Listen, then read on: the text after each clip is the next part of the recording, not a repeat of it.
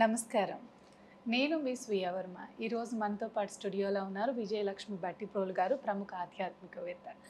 నమస్కారం అమ్మా. నమస్కారం అమ్మా. ఎలా ఉన్నారమ్మా? బాగున్నానమ్మా, చాలా చక్కగా. అమ్మా, నవగ్రహాల పూజలు చేస్తూ ఉంటారు, కానీ ఎటువంటి నియమాలు పాటించాలనేది ఎవరికి తెలియదు. అసలు ఎటువంటి నియమాలు పాటించాలమ్మా? నవగ్రహాలంటే మనకి రోజు నిత్యంగా ఇవాళ ఆదివారం అంటే సూర్యుడు, సోమవారం అంటే చంద్రుడు, ఇవి చెప్పేవే మన వారాలు శనివారం దాకా. అవి 7 అయిపోయాక రాహుకేతువులు కూడా 2 వస్తాయి. వస్తే మొత్తం కలిపి 9. వీటిని మనం నవగ్రహాలు అంటున్నాం. అంటే ఆదివారం నాడు అధిపతి సూర్యుడు కనుక ఆ రోజు సూర్యుడికి ఇష్టమైనటువంటివి చేయండి అంటారు. కనుక సూర్య పూజలు అలాంటివన్నీ చేయొచ్చు. సోమవారం నాడు చంద్రుడు కనుక ఆ రోజు చంద్రుడికి ఇష్టమైన కార్యక్రమాలన్నీ ఆ రకంగా. మంగళవారం కుజుడు, ఆయనకి ఇష్టమైనవి. బుధవారం బుధుడు, గురువారం బృహస్పతి, గురువు ఆయన బృహస్పతి. శుక్రవారం శుక్రుడు, ఈయన రాక్షస గురువు. గురువారం ఏమో దేవతల గురువు బృహస్పతి అయితే, శుక్రవారం నాడు రాక్షసుల గురువు శుక్రాచార్యుడు. శనివారం నాడు శనేశ్వరుడు. శనీశ్వరుడు అంటున్నారు కానీ శనేశ్వరుడు అనటం కరెక్ట్ అయిన పదం. శనీశ్వరుడు అనే పేరు కూడా వచ్చింది ఆయనకి.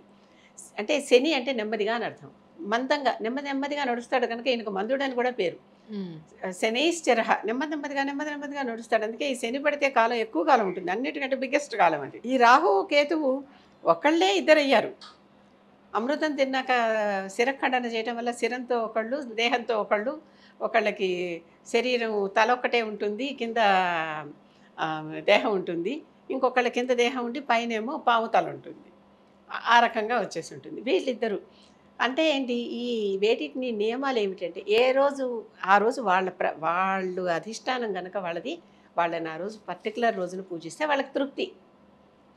మన బర్త్డే రోజున మనకి ఎవరైనా విష్ చేస్తే ఇష్టంగా ఉంటుంది కదా, అట్లాగా అనమాట అది. అంతేగా శనికి తైలార్చన కూడా ఒకటి చేస్తూ ఉంటారు. అలాగే రాహుకేతువులకు కూడా ఏదైనా దోషం కలిగితే రాహుకేతువులకు పూజలు కూడా ఇవి ఎక్కువగా చేస్తూ ఉంటారు. ఇవి కాకుండా మంగళుడికి చేసే పూజలు, పూజ దోషాలు ఉన్నాయి మాంగళిక్ అని అంటూ ఉంటారు కదా, అలాంటప్పుడు ఆ పూజకి చేసే పూజలు ఇలాంటివి కూడా చాలా కనిపిస్తూ ఉంటాయి మనకి. ఆరోగ్యం కోసం సూర్యుడిని ఇలా పూజించాలన్నమాట. అసలు మనస్సు చంచలంగా చెలిచ్చిపోతూ ఉంటుంది. చంద్రుడు మనఃకారకుడు కనుక మన మనస్సు స్థిరంగా ఉండాలంటే చంద్రుడిని పూజించాలని ఇలాంటివన్నీ కొన్ని నియమాలు ఉన్నాయి. కనుక ఈ నియమాలను బట్టి మనం ఆ దేవతలను పూజిస్తే కొన్ని చోట్ల కొన్ని ఆలయాల్లో చక్కగా వాటి వాహనాలు, వాళ్ళ దేవేరులు అంటే భార్యలు, వీళ్ళన్నిటితో కలిపిన విగ్రహాలన్నీ కూడా మనకు కనిపిస్తాయి. చక్కగా అలాంటివన్నీ చూసుకుని ఆ రోజున అక్కడికి వెళ్ళి పూజిస్తే అంటే వాళ్ళని చక్కగా సకుటుంబంగా పూజించినట్టు అనమాట. చాలా సంతృప్తి చెందుతారు, వాళ్ళు ఇష్టపడతారు. ఇష్టపడితే ఏమవుతుంది, మన వాళ్ళని తృప్తిపరిస్తే వాళ్ళు మనకి ఇష్టమైన వరాలు ఏవో చేస్తారు. అంతే కదా మనం చేస్తున్నది. కనుక ఎవరినైనా ఇంటికి వచ్చిన వాళ్ళని తృప్తిపరిచాం, లేకపోతే మనం వాళ్ళ ఇంటికి వెళ్ళినప్పుడు వాళ్ళని తృప్తిపరిచాం, అప్పుడు మనం సంతోషంగా ఉంటాం, వాళ్ళు సంతోషంగా ఉంటారు. అది ఉభయ కుశలోపరి అనమాట ఇద్దరికి. నవగ్రహాలకి ఎలా ప్రదక్షిణ చేయాలనేది ఎవరికి తెలియదు. ఎన్ని ప్రదక్షిణలు చేయాలి, ఎలా ప్రదక్షిణ చేయాలమ్మా అసలు? ఎప్పుడు కూడా సూర్యుడి దగ్గర నుంచి మొదలు పెట్టి చేయాలి. సూర్యుడు ఎదురుకుండా నుంచుని నమస్కారం పెట్టి అక్కడి నుంచి ప్రదక్షిణ చేయటం మొదలు పెట్టాలి.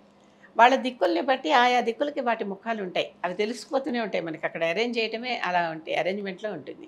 కనుక సూర్యుడి దగ్గర నుంచి మొదలుపెట్టి మళ్ళీ సూర్యుడి దాకా వస్తే ఒక ప్రదక్షిణమైన, సూర్యుడి దగ్గర నుంచి మొదలుపెట్టి మళ్ళీ సూర్యుడి దాకా వస్తే ఒక ప్రదక్షిణమైనట్టు. ఈ విధంగా 9 గ్రహాలు ఉన్నాయి కనుక 9 సార్లు ప్రదక్షిణం చేయటం అనేది ఒక పద్ధతి. అంటే సూర్యుడి కోసం చేసేటప్పుడు సూర్య శ్లోకం చేసుకుంటూ ఒక ప్రదక్షిణం, తర్వాత చంద్ర శ్లోకం చేసుకుంటూ ఇంకో ప్రదక్షిణం, ఈ విధంగా మొత్తం కేతువు దాకా 9కి ప్రదక్షిణాలు చేయటం ఒక పద్ధతి. ఏ సమయంలో చేయాలమ్మా అసలు? ఏ సమయంలో అయినా శివాలయాల్లో ఉంటాయి సాధారణంగా ఇవన్నీ. ఎందుకంటే గ్రహాలన్నిటినీ ఆయన కంట్రోల్ చేస్తూ ఉంటాడు. శివాలయాల్లో కనిపిస్తాయి మనకి నవగ్రహాలు ఎక్కువగా. కనుక నవగ్రహాలకి ప్రత్యేకమైన ఆలయాలు కూడా ఉన్నాయి. కుంభకోణం దగ్గర ప్రతి గ్రహానికి ఒక ఆలయం ఉంది, ప్రత్యేకమైన పెద్ద ఆలయం. అంటే అక్కడ మళ్ళీ శివుడు ఆలయం ఉంటుంది, మళ్ళీ ఈ గ్రహానికి ఆలయం ఉంటుంది. ఎప్పుడు శివుడి కంట్రోల్లోనే ఉంటాయి ఇవి. కనుక అలాంటివన్నీ ఈ ఆలయాలకి ఒక ప్రత్యేకమైన నియమం అంటూ అది ఏమీ లేదు. మనకి ఎప్పుడు కుదిరితే అప్పుడు వెళ్ళి చేయటమే. ఆ పర్టికులర్ రోజున ఆ దేవతకు అక్కడికి వెళ్ళి పూజిస్తే చాలా ఆ దేవతకి ఇష్టం నమస్కరించుకోవటం. ఎన్ని ప్రదక్షిణాలు చేయాలంటే 9 చేయలేము, ఉంటారు కదా, శక్తి ఉండాలిగా శరీరానికి కూడా. యథాశక్తి అంటున్నాం, మన శక్తిని బట్టే 9 చేయలేము. 3 చేయండి, లేకపోతే 1 చేయండి. లేకపోతే దాని నుంచి దండం పెట్టండి. కానీ ఒక ప్రదక్షిణమైనా చెయ్యందే అందరి దర్శనం కాదు. అన్ని ముఖాలు ఒకవైపు ఉండవు కదా.